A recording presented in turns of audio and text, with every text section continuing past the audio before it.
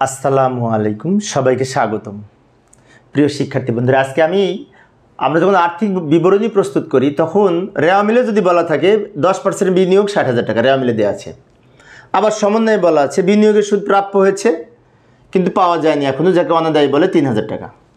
তাহলে এটা সমস্যার সমাধান কিভাবে করব? তো আমি ছকের মাধ্যমে দেখাচ্ছি। প্রথমে আয় বিবরণীতে অপরিচালনা আয়ের মধ্যে বিনিয়োগের সুদ লিখি, তাই না? এখন প্রশ্ন হচ্ছে বিনিয়োগের সুদ নামে আমি কত টাকা লিখব? আমরা সাধারণত 60,000-এর উপরে পার্সেন্টেজ কেটে এখানে লিখি।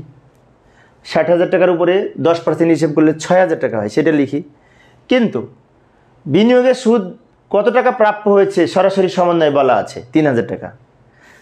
বিনিয়োগের সুদ সমন্বয়ে সরাসরি যদি দেওয়া থাকে টাকার পরিমাণ, তাহলে পার্সেন্টেজ আর কাটার দরকার নেই, এইটাই লিখতে হবে, পার্সেন্টেজ আর কাজ করবে না। আমি আবারও বলছি, লক্ষ্য করি, সমন্বয়ে সরাসরি বলা আছে বিনিয়োগের সুদ 3,000 টাকা বকেয়া আছে। যেহেতু টাকার পরিমাণ দেওয়া আছে, এই পার্সেন্টেজ আর হিসেব করার দরকার হবে না, সেজন্য এই 3,000 টাকায় লিখব বিনিয়োগের সুদ নামে সমন্বয়ে যেটি দেওয়া আছে সেইটা। আর আমরা জানি সমন্বয়ের আইটেম দুইবার বসে। এই 3,000 টাকা আরেকবার চলতি সম্পদ পাশে লিখব। বিনিয়োগের প্রাপ্য সুদ নামে এই 3,000 টাকা চলতি সম্পদ পাশে আরেকবার লিখব। অনেক শিক্ষার্থী কমন মিস্টেক করবে এটি, আমি আরেকবার বলছি, রিপিট করছি, লক্ষ্য করি।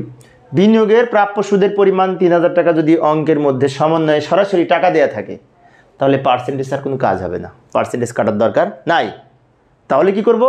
এই 3,000 টাকায় বিনিয়োগের সুদ নামে এখানে লিখব এবং চলতি সম্পদ পাশে লিখব।